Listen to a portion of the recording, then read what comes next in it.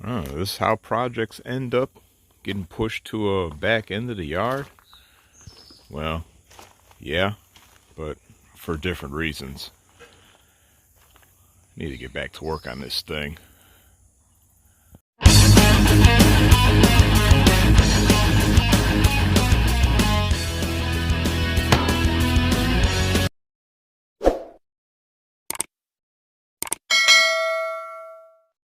Yep, we are back again with Truckstang 2. Hadn't seen this thing in a minute. Hadn't worked on this thing in a minute because, well, been working on other stuff on and off, as it always is around here, bouncing around. But, yeah, last time we seen it, the car was actually a little further forward in this little section of the yard, but I pushed the car back for reasons you'll see in a later video. But, what we got going on here, at least in this little segment, is we're going to be trying to get a floor in here. Because, well, there's no floor in here. And as is always the case with these kind of projects, the floor is pretty much going to be a mixed match of scrap metal. Sheet metal, tubing, all kinds of garbage. But, yeah, the main thing is getting this floor in. Another thing we also want to do is put the dash frame in here in this little area right here so we can at least get that component off the ground and where it belongs in the car. And we have a rear bumper we need to put on the back around the pickup bed area, which might consist of fabricating some brackets. But our main thing is going to be jumping into here and going ahead and knocking out some metal and prepping the area. And that prepping the area is going to involve making some kind of framework to support the sheet metal that will make up the actual floor. But we do have to take into account the transmission hump area, which won't be as severe as it was in the original car, but will still need to be factored in just a little bit near the front. So I'm going to go on and get started. Okay, we got a bunch of trimming done on the remainder of the transmission hump right here. All the extra rusty metal is trimmed away, leaving the semi-rusty metal. A little more solid surface to weld to, and there won't be a whole lot of overlapping of good metal on top of crappy metal. So, yeah, all these areas here are going to have sheet metal on top of it to fill the holes, obviously. And, of course, we'll be doing our support posts going all the way from left to right to help do a lot of heavy support of the floor, especially where the seats are going, because, well, you got to be able to hold about 400 or 500 pounds of weight between the two. So, yeah, like I say, we have the areas prepped up and ready to start welding metal, start getting our supports in, so we can go ahead and get our frame put together, so we can then start chopping up some sheet metal, so we can go ahead and actually get our floor patched. Well, it will be a patchwork, but we'll get the floor done. Stand by. Alright, this is what we came up with for our floor frame. Bunch of tubing welded together with supports staggering, so it's not just a straight run going front to back. Extra piece of metal in the middle right there for where the seats are going to be mounted at, or at least where the area is going to be at, where the brunt of the weight is going to be supported. So with the staggering, we have fairly decent weight distribution, at least hopefully. But with our frame all said and done, we can start welding in the sheet metal, which is going to more or less go in sections just as well, with an emphasis on the firewall area, since that area was rather rusted out and had large patches of stock metal cut out, well, stock rust. But with that all said and done, we're going to go ahead and finish up things on our sheet metal work here and get the floor done so we can move on to other parts of this segment. Yeah, this should work out just fine. Should. Anyway, I got the floor all done. Took a moment to weld up a frame out of the scrap tubing I had laying around, and then covered that up with a bunch of scrap sheet metal I had laying around, which explains the road map of weld seams on this mess. The dimples all across the middle panels are spots where I cut out grooves in order to weld the panels directly to the tubing underneath, giving us a bit of a unibody action, especially in the middle here where our seats are going to go. So all this should be pretty strong. I was sitting on it, so yeah. Anyway, as for our transmission hump, we managed to retain maybe about, I would say, a third of the transmission hump.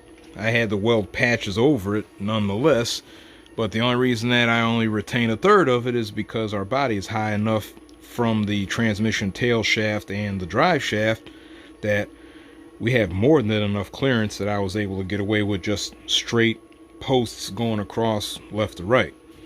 So we're good on that. And that little area will be where our shifter will go just as well. As for our firewall, I tried to retain as much of that sheet metal as possible and just build on that, which we have a couple patches here and there, and the sheet metal coming out from there. Passenger side is obviously worse, but it's covered up. So we got all that said and done. As for this area right here, if one remembers, I had to cut a plug out of that firewall in order to accommodate the rear of the valve cover on the engine as it was hitting the firewall. I had to weld a little extra metal on the left side right here because the way the firewall contoured, it was kind of odd. I wanted to provide a nice straight surface with which to mount this makeshift access panel to. And that panel is held on by self-tapping screws all the way around, so I could easily remove this thing whenever I need to replace a valve cover gasket or otherwise do something on the engine around the rear portion.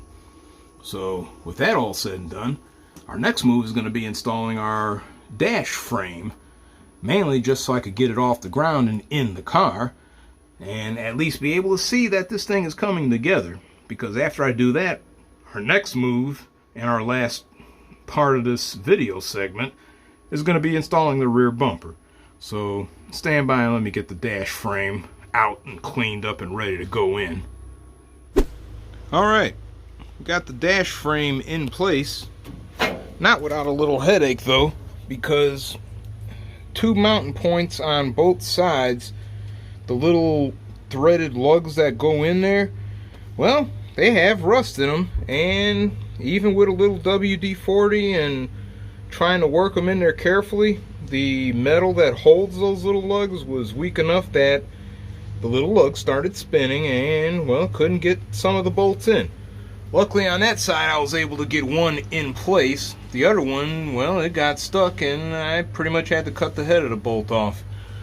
This side, same thing, except on the top I had to cut the head of the bolt off, but on the bottom I was luckily able to hammer out the lug and bend the metal that holds the lug enough so to open it up so I could put a nut and a bolt on there instead. And that was even a pain in the butt, because trying to work a wrench in there to tighten the nut or hold the nut so I could tighten the bolt, it's a pain in the butt. But it's all done there, and then I got the bolts in place up there on both sides. Luckily that went well. So for all intents, our dash frame is in nice and solid. Can't put the cap on here yet until I get all this garbage cut out of here and all the edges cleaned up and everything. And that also will open the door to how the hell I'm gonna address a windshield situation, since, well, this A-pillar is trashed. But that's for another time. But in the meantime, our dash frame is done. We can move on to the back. We have our bumper right here, the one that came off of the original car, with the brackets and everything. But one little problem, see if I can do this one-handed. When I put the bumper up, because of the stuff we done on the back, the bumper is going to stick out some if I just simply mount it in place. Now, there's no real practical way necessarily to bolt this whole thing up where the bumper's going to be flush, because, well, we are doing some rather Mickey Mouse stuff to begin with in the whole ute conversion process, that is. But we're just going to have to go ahead and bolt this shit on here. and at least be able to say that we do have the rear bumper on here. That's going to involve me drilling some holes and putting some large nuts and bolts in place so I could secure this trash on here. So give me a minute. All right, we have our bumper installed. Had to take a moment to drill 4 large holes in this S10 bed member that we used in our ute conversion, and I installed through the brackets of the bumper 4 half-inch nuts and bolts. So our bumper is in there nice and secured. One good thing we can actually say is the bumper is straight and even all the way across. Now, there is a noticeable gap after all because, well, none of this garbage is original. So don't mind the gap anyway. But another good thing we can actually make note of is our makeshift tailgate can open about 90% of the way.